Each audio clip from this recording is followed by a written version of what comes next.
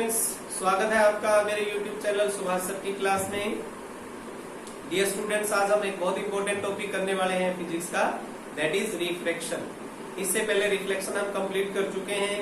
अगर आपने reflection clear नहीं किया है तो आप पहले वो वीडियो पीछे वाली देख के अपना ये टॉपिक क्लियर कर सकते हैं। ओके, चलिए हमारा आज का टॉपिक शुरू करते हैं। रिफ्रैक्शन क्या होता है?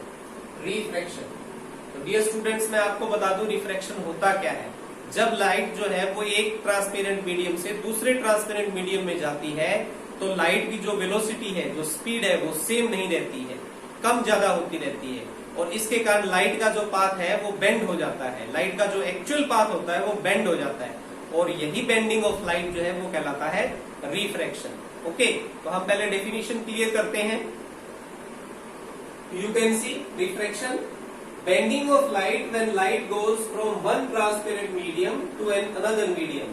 यानी लाइट जब एक ट्रांसपेरेंट मीडियम से दूसरे मीडियम में एंटर करती है तो ये लाइट का बेंडिंग होना ही ये कहलाता है रिफ्रैक्शन। ओके, अब यहाँ पे इसको क्लियर करने के लिए हमने दो ये जो डायग्राम है वो बनाए हुए हैं।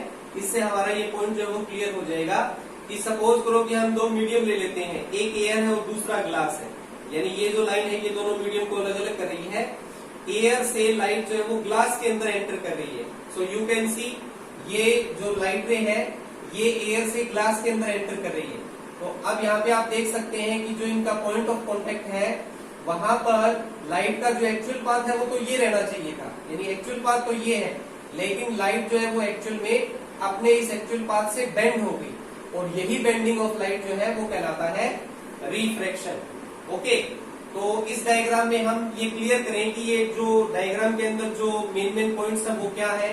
जो लाइट रे मीडियम के अंदर आती है, यानी दूसरे मीडियम के अंदर इंसिडेंट हो रही है, वो लाइट रे कहलाती है इंसिडेंट रे। सो ये हमारा इसमें हो गया इंसिडेंट रे।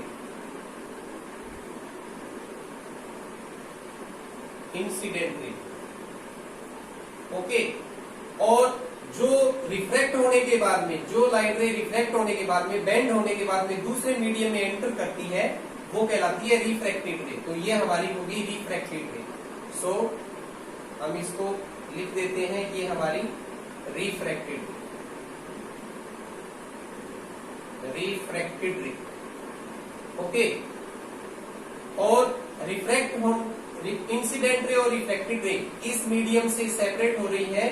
तो यहाँ पे इस सरफेस के ऊपर हम जो परपेंडिकुलर लाइन आप देख सकते हो, ये जो परपेंडिकुलर लाइन है ये कहलाता है नॉर्मल, यानी इस सरफेस के ऊपर नॉर्मल। सो हम यहाँ लिखेंगे कि ये हमारा है नॉर्मल।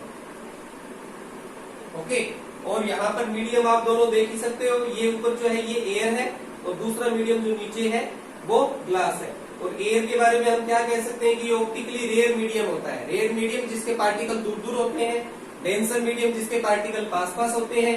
तो एयर तो एक रेयर मीडियम हो गया और ग्लास इसके कंपैरिजन में एक डेंसर मीडियम हो गया। ओके, और अब यहाँ पे आप देख सकते हो, एक टर्म और क्लियर करते हैं हम कि इंसिडेंट रे नॉर्मल के साथ जो ये एंगल बना रही है, इसको हाईलाइट कर देता हूं मैं। ये देखो, ये जो एंगल है ये कहलाता है एंगल आई, यानी इंसिडेंट रे जो एंगल बनाती है that is called angle of incidence. तो हम इसको कह सकते हैं एंगल ऑफ इंसिडेंस। मेंशन कर देते हैं यहाँ पे एंगल ऑफ इंसिडेंस। ओके, और रिफ्रैक्टेड रे नॉर्मल के साथ जो एंगल बनाती है that is called angle of refraction. ये रिफ्रैक्टेड रे, ये नॉर्मल, ये जो एंगल बना रही है ये एंगल, ये कहलाता है एंगल आर, इसका सिंबल हो गया, और ये कहलाता है एंगल ऑफ रिफ्रैक्शन। तो हम यहाँ पे मेंशन कर देते हैं ये angle, this angle is called angle of refraction.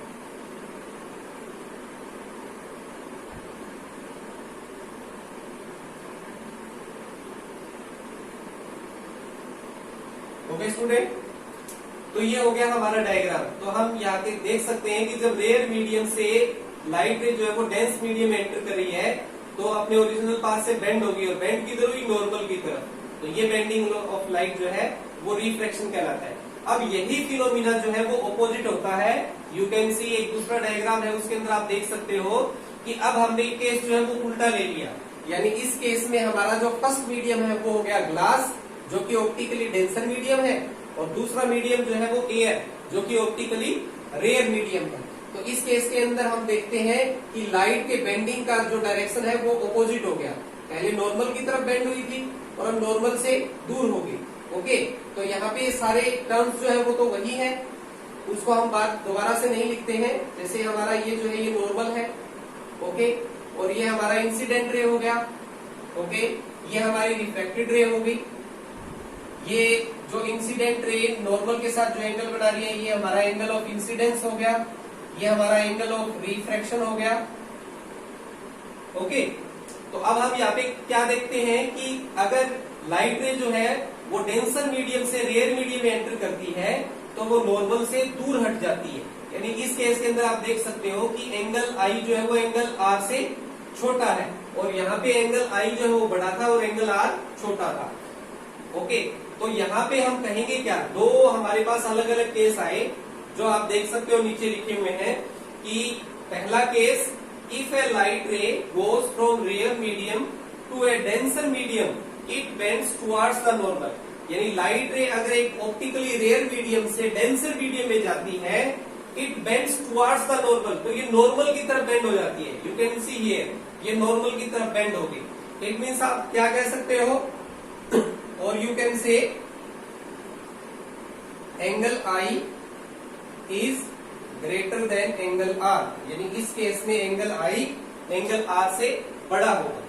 Okay, और सेकंड केस जो वहां देख सकते हो, if a light ray goes from a denser medium to a rare medium it bends away from the normal. जब लाइट रे एक denser medium से rare medium में एंटर करती है तो ये नॉर्मल से दूर हट जाती है। ओके, तो इस केस में हम क्या कह सकते हैं, और you can say angle I is less than angle R, यानी इस केस में एंगल ऑफ रिफ्रैक्शन बड़ा होगा और एंगल ऑफ इंसिडेंस छोटा होगा। ओके स्टूडेंट, अब हम अगला टॉपिक डिस्कस कर लेते हैं कि लॉज ऑफ रिफ्रैक्शन क्या होते हैं, जिसके लिए हमें ये डायग्राम जो है वो फिर से ना बनाने पड़े। हम लिखते हैं लॉज ऑफ रिफ्लेक्शन, जो हम यही जो कर लेते हैं।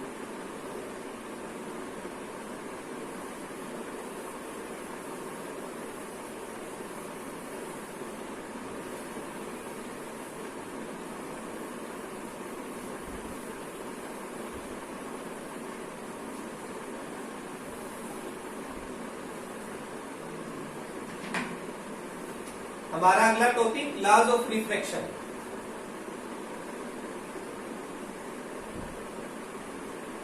Laws of refraction.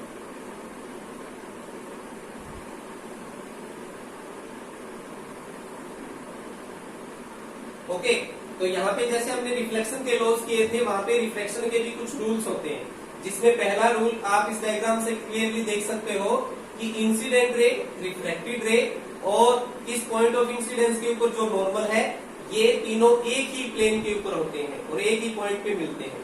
तो ये तीनों एक ही प्लेन में होते हैं। ये हमारा पहला है लॉज। हम लिख देते हैं इसको। First law, angle of incidence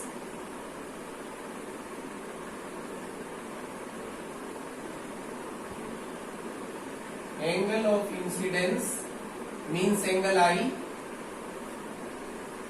angle of refraction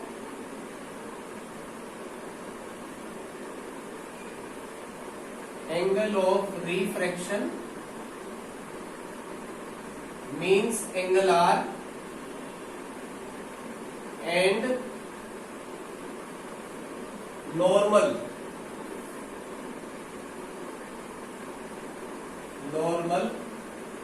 at the point of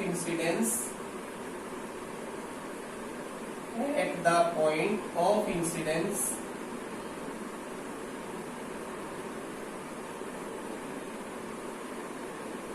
all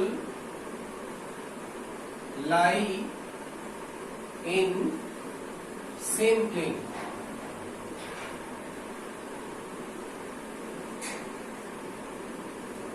Okay, angle of incidence, angle of reflection and normal at the point of incidence all lie in same plane. In both the cases you can see. Okay, second law,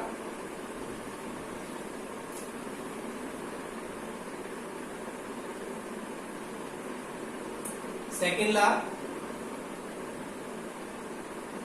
for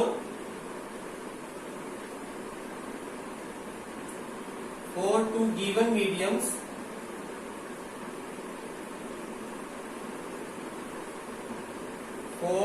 given mediums and for a specific color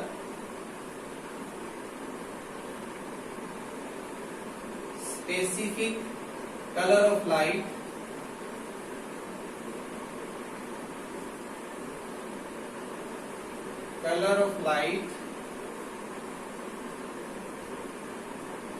the sign of angle of incidence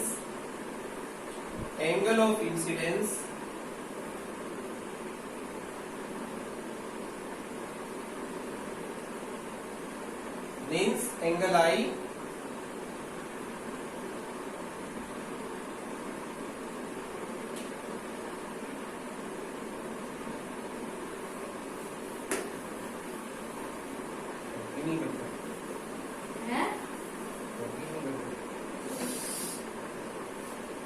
second law देखते हैं। Second law,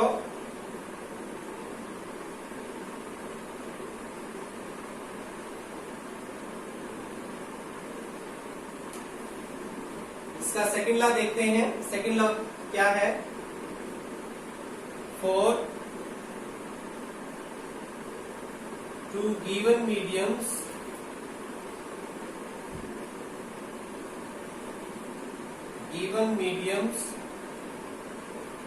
and for a specific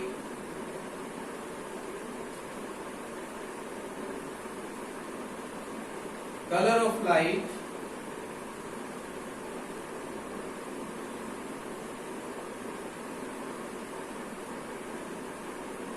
the ratio of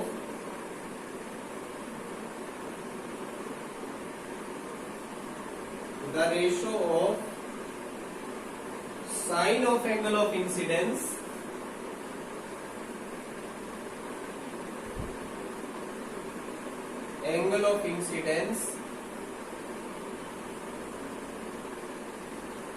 means angle I and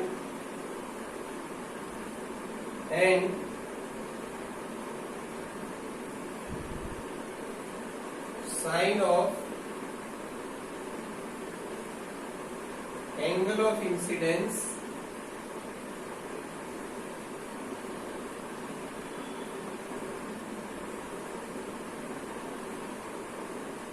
sine of angle of refraction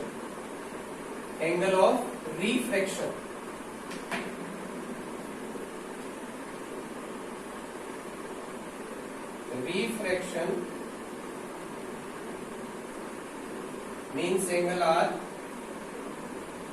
is always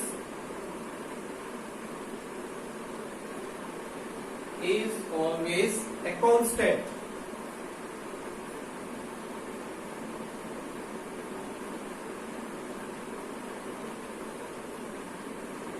okay, इसको clear करते हैं।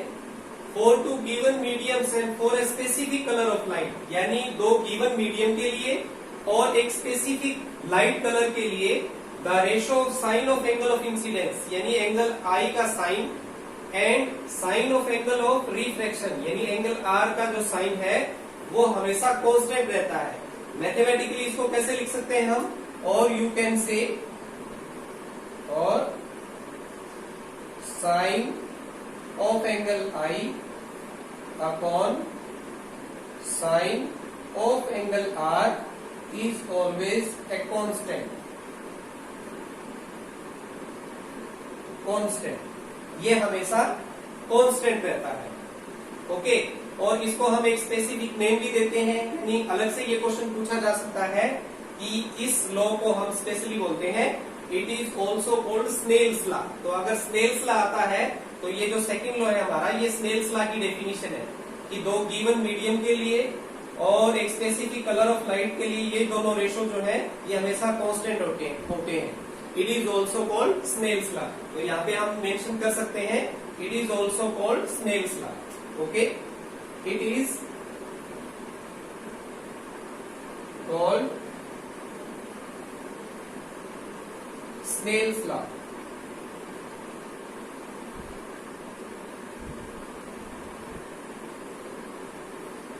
It is called Snell's law. Okay student, आज हमने discuss किया refraction होता क्या है और लॉज ऑफ रिफ्रैक्शन यानी इसके रूल्स क्या है। ओके, आई होप आपको अच्छी तरह क्लियर हो गया होगा। Thank you very much.